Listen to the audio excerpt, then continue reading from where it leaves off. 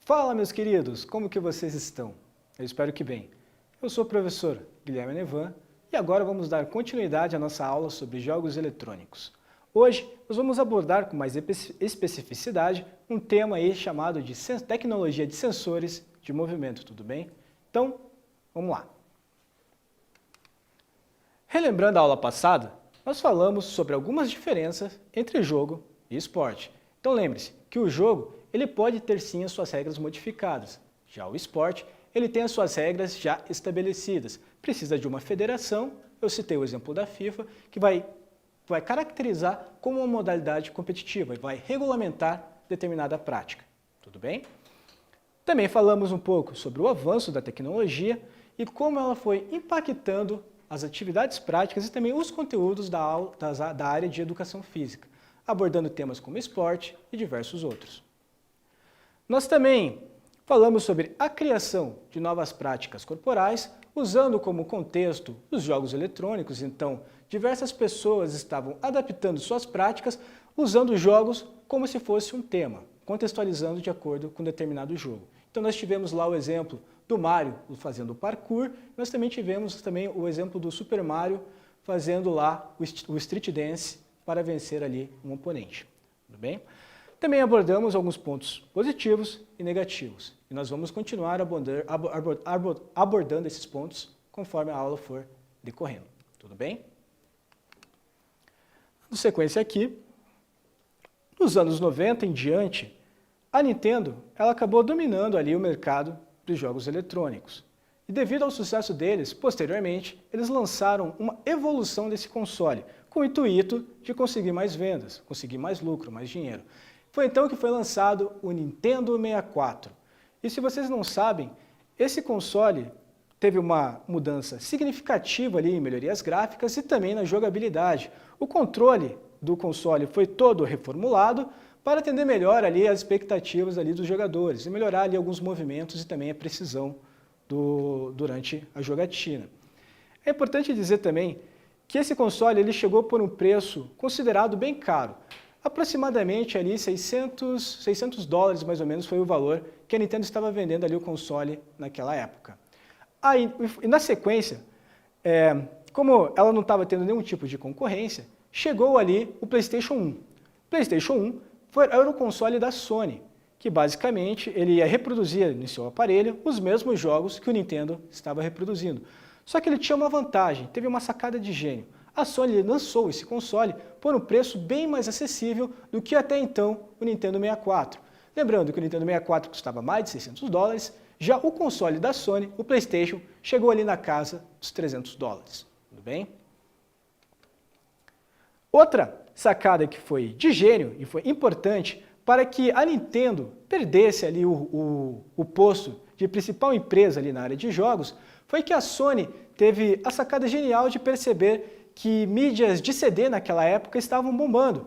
Então era novidade, todo mundo estava comprando, assistindo, ouvindo música, assistindo filme, coisas desse tipo, certo? Então o que eles fizeram? Eles, ao invés de continuar utilizando cartuchos, de usar cartuchos que nem a Nintendo utilizava, eles acabaram migrando para esse novo sistema, que era mais moderno e, consequentemente, muito mais prático. Então era muito mais fácil você conseguir arquivar ali os seus jogos e também era mais fácil também de você... Era um produto mais barato ali de conseguir, então você pagava mais barato ali nos jogos de Super Nintendo, de PlayStation. Tudo bem? Aqui para vocês, eu estou mostrando aí uma imagem de como era esse console e como que era o controle.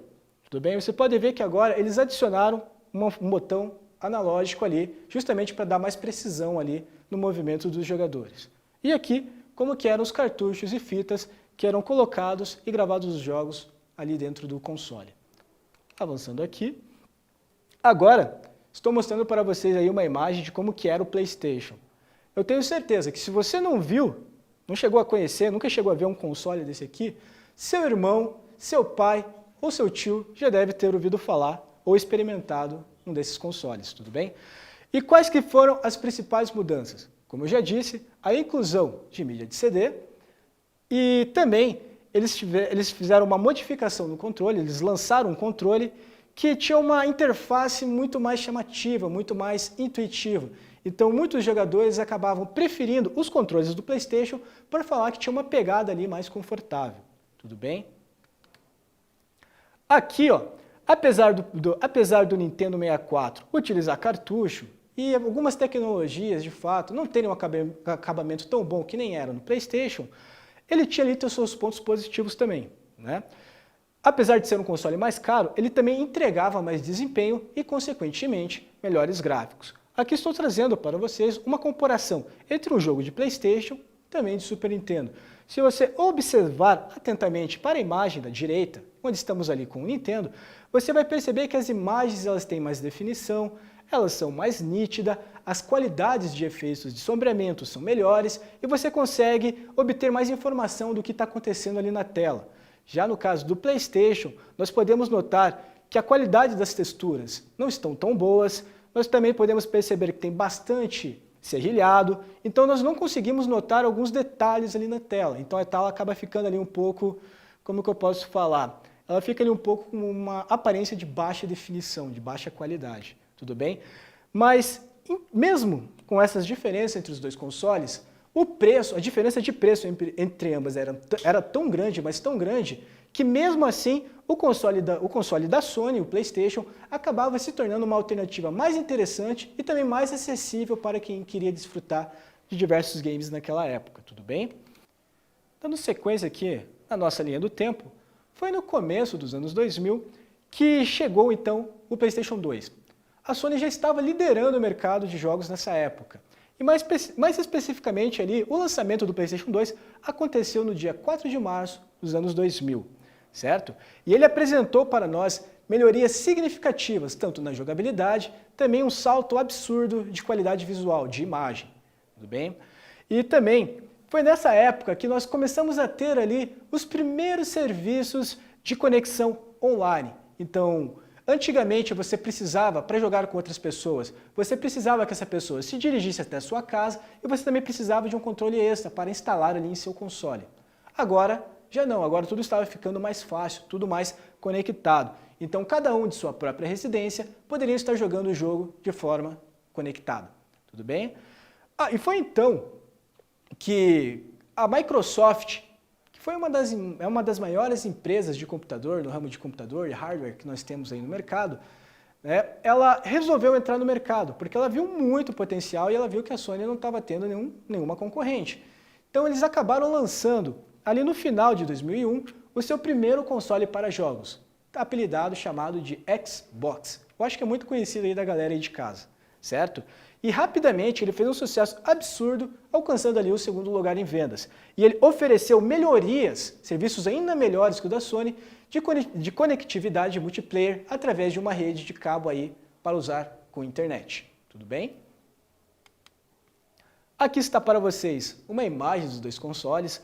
Vocês podem perceber que eles de fato tiveram, isso para a época era uma aparência bastante futurista, né? Então aqui a gente tem de um lado o console da Sony, o PlayStation 2, eles continuaram usando ali as mídias de CDs, e eles também agora, adicionaram ali as tecnologias que eu falei de serviços de conexão na internet.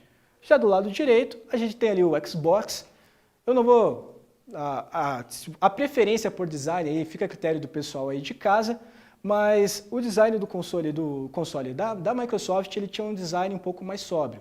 E se vocês forem perceber, os dois controles eles têm ali as suas semelhanças, o que muda ali é a disponibilidade de alguns botões de acordo ali com o controle. Tudo bem? Dando continuidade aqui com a nossa aula, vamos avançar agora para a parte gráfica, tudo bem? Como eu já tinha dito, os consoles eles tiveram um salto de qualidade visual muito grande, né? Aqui na esquerda estou mostrando um jogo, né, graças a esse avanço de tecnologia, eram possíveis criar jogos com temáticas, com histórias mais complexas. E isso foi ganhando cada vez mais jogadores, principalmente de público mais adulto. Ali do lado direito, nós temos uma imagem de um jogo de futebol, mas poderia ser qualquer outro tipo de jogo. Poderia ser relacionado ao futebol americano, poderia ser relacionado ao vôlei, ao basquete, tudo isso poderia ser qualquer um. O que é interessante notar a partir desse momento? Que as regras do jogo, a partir desse momento, se tornam muito mais visíveis e a gente consegue perceber muito mais como que o esporte realmente funciona. Então, vocês conseguem notar ali nas imagens que nós temos os estádios, então nós conseguimos notar a presença de público, de arquibancada, a gente também consegue notar ali no campo as áreas bem definidas, a gente tem uma qualidade melhor de imagem, a gente pela primeira vez, a gente consegue de fato conseguir relacionar os jogadores que estão ali no jogo com os jogadores na vida real, porque as molduras 3D tiveram ali uma melhora significativa, né? Então a gente consegue observar melhor também ali os uniformes, então o uniforme da seleção brasileira, da seleção argentina, ficam bem mais nítidos. Também começamos a ver ali a reprodução de chuteiras, tudo isso, travas em campo, né, que também evidencia que em determinada prática de esporte você precisa estar com a vestimenta adequada para aquela prática. E também, o mais legal disso tudo é que o jogador, dentro do jogo, ele apresentava os mesmos movimentos que ele apresentava na vida real. Então, se você escolhesse lá jogar com o time, por exemplo, do Barcelona, e pegasse lá o Messi, dentro do jogo, as habilidades dele iam ser bem parecidas com o do próprio jogador na vida real. Então, o jogador ele vai ser rápido, ágil, ele vai finalizar bem, ele vai te dar uma série de vantagens do que você escolher lá um zagueiro, assim, um zagueiro ou um jogador de outra posição, por exemplo. Vou pegar outro exemplo aqui para ficar mais fácil. O movimento do David Beckham, jogador daí da Inglaterra, que no momento quando ele vai realizar uma cobrança de falta, ele tem um movimento bem característico dele. E esse movimento ele é reproduzido com o máximo de fidelidade possível dentro do esporte eletrônico. Então você vê lá o seu boneco fazendo exatamente o mesmo movimento que o jogador na vida real. Isso aqui era fantástico para a época também, pessoal, não preciso nem dizer. Agora, pessoal, vamos brincar um pouquinho e vamos aqui para a nossa hora do quiz. Qual é o nome do dispositivo eletrônico mostrado na imagem? Vocês vão ter aí alguns minutinhos aí em casa para pensar na resposta. Caso você não saiba, também mande para o seu pai, mostre para a sua mãe, para o seu irmão e veja se alguém já teve contato com esse tipo de aparelho tecnológico, tudo bem? Já volto, não saia daí.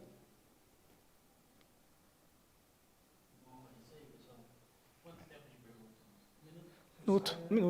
Um minutinho.